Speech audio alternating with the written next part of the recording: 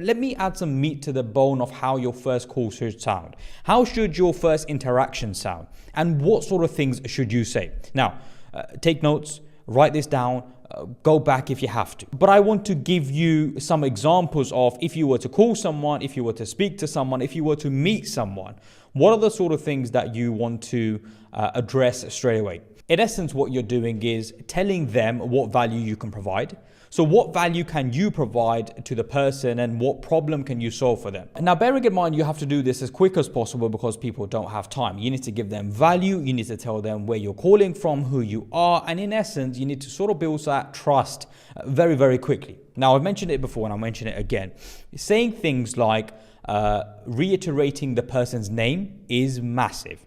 Mentioning something like, I know you're based in, and mentioning the location, the street, or even saying the company's name. It's very powerful. It makes it very, very personal, whether that be on the phone or whether that be you are meeting them face to face. So for example, if I was to meet a business face to face, or if I was to see a customer as such, then I would say something like, you're based in Heathrow, Hounslow, you're based in Reading, what's the location like? Is there traffic? Is there a lot of traffic around here? I would build rapport on something, basically. Having said that, if we keep it to the call, because I know we've gone over different parts of the sales process, and if we just talk about the call and when you speak to a business initially, the introduction call, then the point is this: you need to go over who you are, where you're from, what value you're bringing to the business, and why and who you need to speak to. I'm going to give you an example of an introduction call,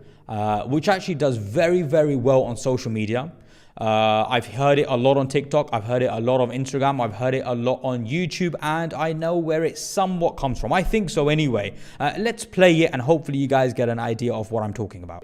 I'll leave a voicemail cut off if he doesn't answer. Hello, speaking. Oh, hello. I'm going to be honest with you. This is actually a cold call. Would you like to hang up or let me have 30 seconds?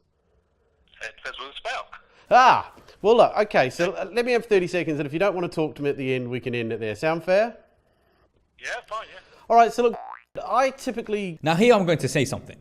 This is one of the worst ways you can make a call to a business when you are trying to win some business. So if you have thought about making a call like this, stop immediately. Now let me tell you why. Because what the individual does is gives the option to the business for them to be able to say yes or no.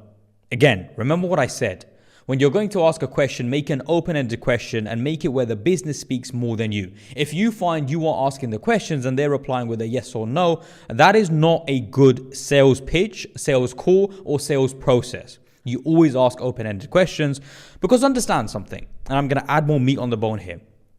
When you're asking open-ended questions, it means the client ends up speaking more. And sometimes it's not actually the answer that you're looking for where the golden nugget is. And the golden nugget is in essence something where the client gives you some information which you can use of value, which could be of benefit to you later on down the process of when you're maybe closing or maybe when you're negotiating. So golden nuggets are super important. And if a client is talking lots and lots and lots, they might end up talking to you about a problem, an issue, and which might help you with basically closing them in the future. So now what this individual does is they ask the question and they basically tell them it's a sales call.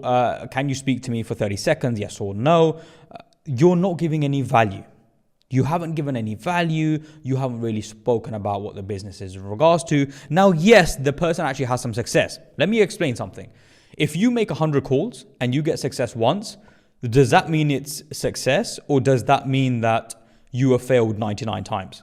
If something is logical, then you go for the logical approach, even if something works once or twice. Because if you can make something work 10 times or 12 times, then you do that.